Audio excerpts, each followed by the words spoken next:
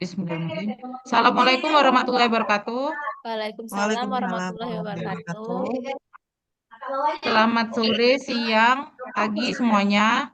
Kami dari kelompok 1 ISO 31000 akan mempresentasikan mengenai materi ISO 31000. Saya anggota kelompok yaitu saya sendiri Lara Mayangsari, Relia Indah Okta, dan Rosmiani Aprian. Dengan dosen pengampu Asok Prof. Dr. Yesi Novaria Kunang, STMKOM. Baiklah, langsung saja.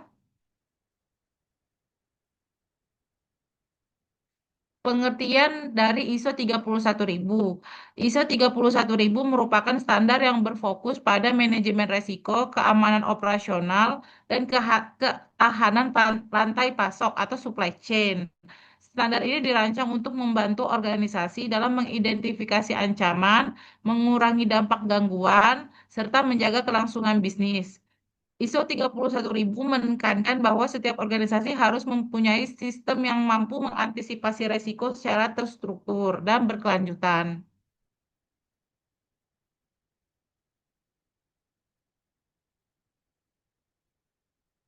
Latar belakang ISO 31000. Di era globalisasi ini, perusahaan sangat tergantung pada pemasok, distribusi, teknologi informasi, dan sumber daya manusia. Jika salah satu terganggu, maka seluruh aktivitas perusahaan dapat terdampak. Jadi misalkan dengan keterlambatan bahan baku, gangguan sistem komputer, pencurian aset perusahaan, bencana alam, kegagalan vendor, krisis ekonomi global dapat mengganggu aktivitas perusahaan tersebut. Maka dibutuhkan ISO 31000.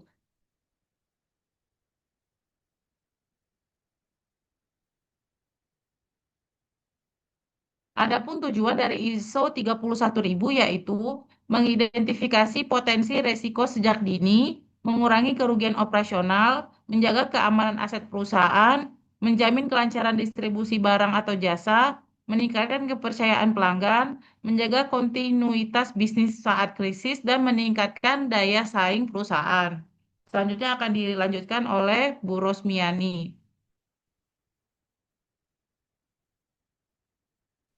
Baik, terima kasih. Saya di sini akan menjelaskan poin-poin dari prinsip dasar ISO 31000. Pada ISO 31000 ini, prinsip dasarnya itu ada risk-based thinking, semua keputusan harus mempertimbangkan risiko. Leadership commitment, itu pimpinan perusahaan harus terlibat aktif di dalam pengambilan keputusan untuk manajemen risiko. Ada juga proses approach, seluruh aktivitas dijalankan dengan prosedur yang jelas. Selanjutnya ada continuous improvement, itu sistem harus selalu dievaluasi dan diperbaiki. Selanjutnya, yang terakhir itu ada prinsip dasarnya itu ada evidence-based decision making, yaitu keputusan dibuat berdasarkan data dan fakta. Dari masing-masing prinsip dasar ini, manajemen puncak tanggung jawab menyediakan kebijakan, sumber daya, arahan maupun pengawasan terhadap implementasi resiko. Contohnya itu misal di universitas rektor menetapkan kebijakan manajemen risiko dalam pengelolaan akademik dan keuangan kampus. Di kebijakan ini leadership commitment itu di puncak dari tanggung jawab terhadap prinsip-prinsip ISO ini. Next, Mbak. Selanjutnya ini ada komponen utama. Pada komponen utama ISO 31000 ini ada kebijakan manajemen risiko, ada identifikasi ancaman, ada analisis dampak risiko, ada pengendalian risiko, ada SOP keamanan, ada audit internal, ada monitoring kinerja, ada tindakan perbaikan. Masing-masing komponen utama ini secara selaras berkesinambungan untuk menjaga dan bertanggung jawab atas semua prinsip-prinsip yang ada di ISO. Kebijakan utama ini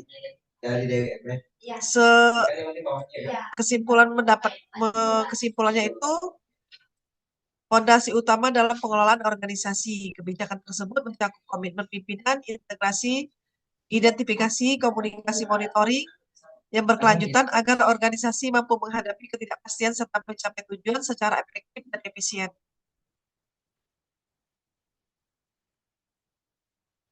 Tahapan implementasi akan dilanjutkan oleh Mbak Delia.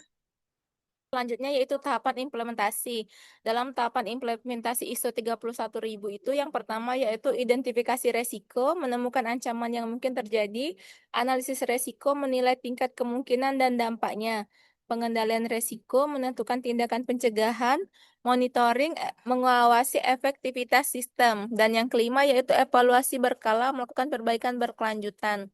Contoh identifikasi resiko di sini yaitu supplier terlambat, mesin rusak, atau kebocoran data. Dalam ISO 31000 ini pentingnya identifikasi awal sebuah perusahaan tentang resiko yang akan terjadi sehingga kita dapat memitigasinya untuk ke depannya. Kemudian setelah dilakukan mitigasi, kita juga harus melakukan monitoring. Setelah monitoring, memang evaluasi harus dilakukan secara berkala, tidak hanya satu kali. Untuk selanjutnya yaitu tantangan implementasi. Untuk tantangan ini yang pertama yaitu biaya implementasi awal cukup besar, kurangnya pemahaman karyawan, resistensi terhadap perubahan, dokumentasi cukup kompleks. Yang terakhir yaitu perlu evaluasi rutin. Dalam perusahaan manufaktur yaitu menambah supplier alternatif, buffer stok bahan baku, maintenance mesin berkala, sistem keamanan data produksi, dan dalam perusahaan logistik yaitu GPS armada, CCTV gudang, tracking barang real time, SOP keamanan pengiriman. Dan yang perguruan tinggi yaitu backup data akademik, sistem keamanan server, SOP darurat layanan kampus. Untuk selanjutnya yaitu solusi tantangan dari ISO 31000. Yang pertama yaitu adanya pelatihan SDM, komitmen pimpinan, digitalisasi dokumen, audit internal berkala. Nah, pentingnya pelatihan SDM ini agar sebuah perusahaan itu jangan hanya mempunyai ISO 31000, tetapi juga SDM-nya juga mendukung agar terciptanya minim resiko. Kemudian pimpinan juga harus mengawasi SDM-nya. Digitalisasi dokumen itu cukup penting dikarenakan adanya kalau dokumen fisik itu bisa ada bencana alam, kebakaran, itu akan membuat arsip menjadi hilang. Audit internal berkala itu melihat agar suatu perusahaan itu apakah risikonya sudah terkendali atau memang adanya pelanggaran. Kemudian untuk hubungan dengan ISO lain yaitu ISO 9001 tentang manajemen mutu, ISO 14001 tentang lingkungan, dan ISO 7001 tentang keamanan informasi. Kesimpulannya adalah ISO 31000 adalah standar yang membantu organisasi mengelola risiko dan menjaga keamanan rantai pasok secara sistematis. Dengan penerapan yang baik, perusahaan dapat lebih siap menghadapi gangguan, menekan kerugian, menjaga kontinuitas bisnis, dan meningkatkan daya saing. Penutupnya yaitu perusahaan yang sukses bukan hanya yang menghasilkan keuntungan besar, tetapi juga yang mampu mengelola risiko dengan baik. ISO 31000 merupakan pendekatan sistematis dalam mengelola risiko, keamanan operasional, dan ketahanan rantai pasok. Dalam perspektif akademik, standar ini penting karena organisasi modern menghadapi ketidakpastian tinggi. Namun, efektivitasnya sangat ditentukan oleh kualitas implementasi, budaya organisasi, kepemimpinan, dan integrasi sistem. Baik, terima kasih. Itulah presentasi dari kelompok kami. Saya kembalikan ke moderator. Baik, terima kasih kepada Mbak Rosmiani dan Mbak Relia atas presentasinya. Apakah ada yang ingin ditambahkan, Mbak Ros ataupun Mbak Relia?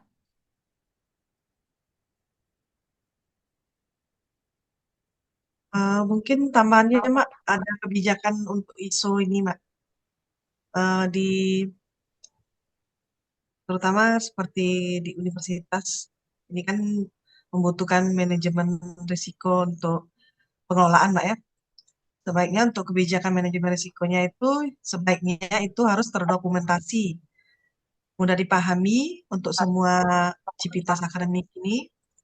Terus sesuai dengan visi dan misi organisasi, gampang diterapkan dan dievaluasi secara berkala oleh tim-tim yang sudah ditentukan.